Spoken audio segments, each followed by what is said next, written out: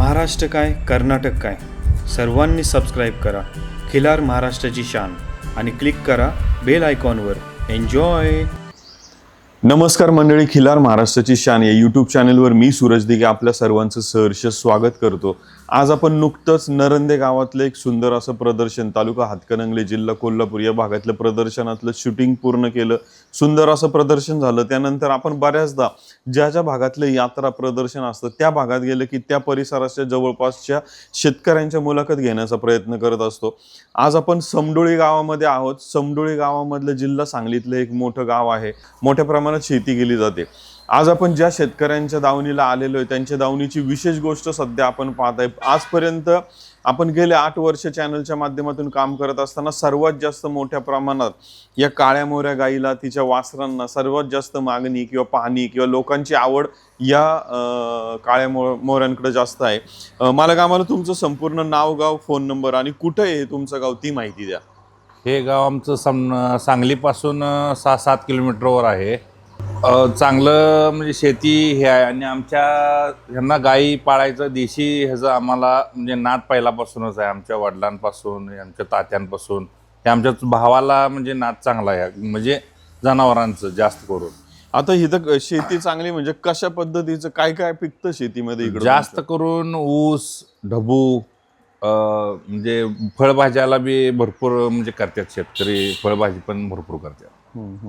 आता आम्हाला एक विचारायचं आहे, सध्या एक आम्ही जातीवंत मालक गाय पाहतो. ही गाय कुठून आणली, किती महिन्याची होती, तिला कुठला वळू भरला ना, जी पाहिजे संपूर्ण माहिती द्या. ही गाव कुठलं रे? गाय आणलेली डोंगरवाडीमधून. ते आमचं जोडीदार एक आहे सिद्धेवाडीत मेजर म्हणून. त्यांनी माहिती दिली की अशी अशी एका ठिकाणी गाय आहे आणि तुम्ही येताय का बघायला म्हणून. आम्ही गेलो बघायला तर आम्हाला पाडी पसंत पडली. त्या दिवशीच आम्ही पाडी ठरवून लगेच दुसऱ्या दिवशी सकाळी जाऊन आम्ही घेऊन आलो. आता ती किती महिन्याची असताना आणली आणि आज किती वर्षाची आहे? 8 महिन्याची असताना आणलेली आम्ही. आता 2.5 वर्षाची आहे.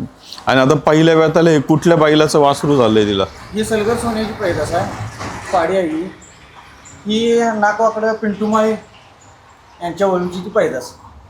सलगरचा सोन्या म्हणजे ह्याच्या मालकाचं नाव काय? राजू निंबाळकर. राजू निंबाळकर यांच्या बैलाचं. आता इथून सलगर किती किलोमीटर? 50 एक? हां, 50. आता बऱ्याचदा असं होतं की आपल्याला एखादी गाय आवडली तर ती मिळायला तसं पाहायला गेलं तर किमतीत अडचणी येतात की किंमत मालक जास्त सांगतोय. मग किमतीचं कसं नियोजन किंवा काय होतं या गाईचं? ह्या गाईला भरपूर त्यावेळी 8 महिने असताना पण भरपूर पैसे दिलं होतं. त्यावेळी 50,000 रुपये दिलं तर लहान होतं त्यावेळेला. आता मागणी भरपूर झाली पण आम्ही काय ते देत नाही म्हणून सांगितले. आता नुकतंच आम्ही गोठ्यावरती आलो, तुमचे आजोबा इथं होते, त्यांची भेट झाली, चांगली चर्चा झाली. त्यांनी सांगितलं की तुमच्या त्या आजोबा त्यांच्या वेळेस 20-20, 25-30 जनावर त्यावेळी कोणती जनावर किंवा काय काय देशी खिलारच. देशी खिलार जास्त करून, मोठी बैल गाई जास्त करून. होस्टन आम्ही काय पाळत नव्हतं, म्हशी आणि देशी खिलारच. मग आता कमी होण्याचं कारण काय? माझ दावणीला थोडं कमी झालंय. मग होय, कमी होण्याचं कारण म्हणजे आता करणार कोण नाही. आमचा भाऊ आहे तो तिकडे ह्याला गेलाय, पुण्याला आहे. आणि आम्ही काय जनावरांना म्हशीचा गोठा आहे आमचा, 50 म्हशी आहेत. ते आमचं तिकडं ध्यान आहे ना. देशी जनावर कमी. मग 50 म्हशींचं दूध तुम्ही कुठं डेअरीला? हो, डेअरीला घालते. डेअरीला किती लिटर दूध दिवसाला? आता दिवसाला एक 200 लिटर दूध आहे. आता मला एक विचारायचं की आता शेतीचा परिसर, मग ह्यांची वैरण, खुराक किंवा काय काय असतंय तुमचं ह्याच्या नियोजनामध्ये? वैरण हत्ती घास आहे, आता गवत, शाळू, मक्का आहे, कडबा घालते. आता हिला झालेली ही कालवड ठेवायची का द्यायची? ठेवायची.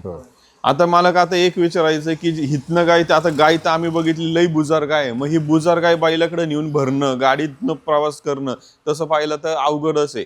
आता आम्ही बऱ्याचदा हे ऐकलंय की सलगरे भागातली वासर ही जास्त बुजार असतात, त्यामुळे त्यांना घेऊन प्रवास करणं किंवा दावणीला आणून बांधणं थोडंसं अवघड आहे. मग कसं त्या काळामध्ये बैल भरणं असेल, कसं काय काय केलेलं आहे?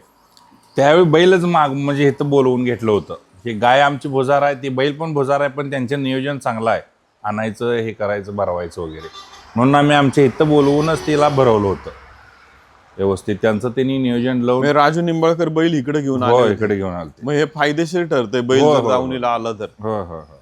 मंडळी, आता एक गोष्ट आपण मालकांची बरीचशी माहिती घेतली आणि आज तसं पाहायला गेलं तर जसं जसं यांत्रिकीकरण शहरीकरण जास्त वाढत चालले, जनावरं ही कमी होत चाललीत आपल्या दावणीची, पण तरी शेतकरी त्याच्या प्रयत्नातून जातीवंत सांभाळण्याचा प्रयत्न करतोय. मालकांनी जसं सांगितलं की गाय जास्त बुजार आहे, तोच प्रश्न होता खरं तर, की बाबा मग बैलाकडे नेणं, गाईचं काम अवघड आहे, गाडीत भरणं अवघड आहे. परत बैल दाखवताना पण कधी कधी आपण असं ऐकलंय की ह्या गाया एवढ्या अशात की ह्या बैलाला पण जाऊन मारायला कमी नाही करणार. तर आता हल्लीच्या काळामध्ये वळू मालक देखील आज तुमच्या गायीकडे येतोय, तर या संधीचा फायदा घ्या. पण जास्तीत जास्त जातीवंत सुंदर बैल भरून कशा पद्धतीने तुमच्या दावणीला चांगली पायद असेल. मालक, आता थोडंसं एक आर्थिक थोडंसं आम्हाला शेतकऱ्यांना तुम्ही सांगू शकता का, आज तुम्ही जो बैल भरला, जी कालवड खरेदी करून आणली, आज एक जातीवंत पाहिजे, आम्हालाही माहिती हिला मागणी भरपूर आहे. शेतकऱ्याच्या दावणीला एखादं वासरू झालं तर आर्थिक दृष्ट्या तुमचं शेतीतलं उत्पन्नाचं आणि ह्याचा काय फरक आहे, की ह्याच्यातनं जास्त आहे का शेतीतनं जास्त आहे, किंवा हे सांभाळण्यातनं काय एक आर्थिक गणित असतं का ह्याच्यात? आर्थिक म्हणजे आम्ही हाऊस म्हणूनच पाळलेला आहे. आम्हाला काही विकायचं नाही किंवा त्यातनं धंदा करायचा नाही असं काही नाही आहे. आता आमची शेती भरपूर असल्यामुळे आम्ही ह्याच्याकडे शेतीकडेच लक्ष जास्त देतो आहे. त्यामुळे ह्यात नुकसान असं नाही. हेच नुसता करायचं म्हटलं तरी फायद्याचं ठरतंय, पण आम्ही नुसता हेच करू शकत नाही, सगळीकडे लक्ष द्यायला लागतं असं विषय. आम्हाला एक नाद आहे देशी जनावर पाळायचं म्हणताना आणलंय. हे जुना ट्रॅक्टर होता का तो पुढचं मशीन? हा, हिंदुस्थान ट्रॅक्टर. मालक, आता मला म्हणजे प्रश्न हा विचारायचा की हे जर वासरू आपण विकायचं आलं तर आर्थिक दृष्ट्या चांगली किंमत? होय, चांगली किंमत येते. आत्ता नाही म्हणलं तर त्याला 50,000च्या वरनी किंमत आहे. म्हणजे तुम्ही एक जातीवंत चांगली सुंदर गाय आणली, चांगला वळू भरला, तर आर्थिक दृष्ट्या हे वर्षाला एखाद्या शेतकऱ्याला चांगलं फायदेशीर आहे. फायदेशीर, भरपूर फायदेशीर. आता मालक, आता वासरू झालं दिवसाचं का कोणत्या टाइम मध्ये झालं वासरू? सकाळी 1 वाजता. 1 तारखेला झालं, 1 जानेवारीला झालं. आता बऱ्याचदा आम्ही असं, आता गाय बुजार आहेत किंवा रात्री कधी कधी वासरू झालं तर गाईला पाहण्यात आलं नाही आलं, किंवा कधी कधी गाय वासरू जवळ नाही करत, कसं होतं त्या दिवशीचं काय, म्हणजे वासरू दूध पिलं पाहिजे लगेच काय? नाही, आम्ही काय करतोय, गाय वेली की लगेच पहिला गाय असली तर काय कुठलीही जनावर कोण लगेच दूध देत नाही. थोडं जरा 1-2-4 दिवस जरा म्हणजे कष्ट घेऊन व्यवस्थित धार काढून पाजून तिथनं प्रत्येक 5-6 दिवस गेले की मग पाडे आपल्या मनाने चालू करते प्यायला. मग आता गाय तुम्हाला एक कासेला हात लावून देते? देते आता व्यवस्थित दूध देते, काय अडचण.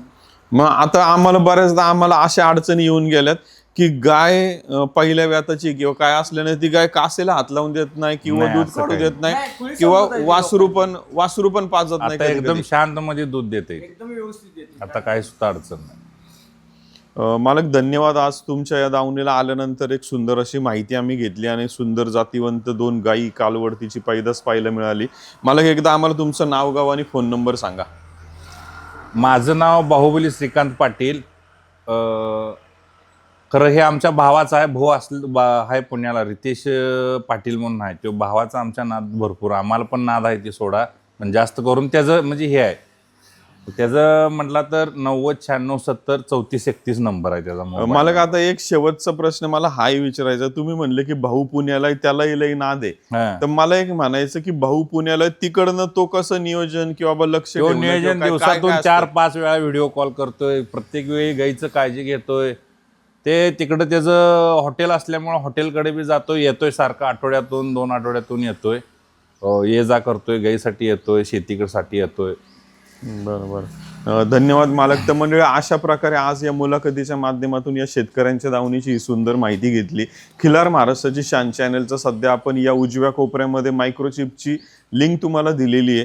आज मालकांनी जसं सांगितलं की आम्ही अशा या डोंगरवाडीतनं आणली ना, डोंगरवाडीतनं ह्या मालकाकडून गाय आणली, मग तिला तो राजू निंबाळकर यांचा वळू भरला, मग आज एक पैदास झाली.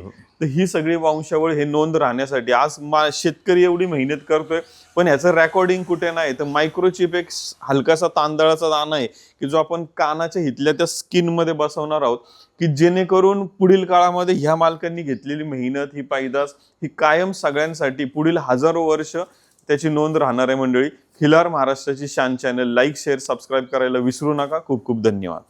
खिल्लार महाराष्ट्राची शान, खिल्लार महाराष्ट्राची शान.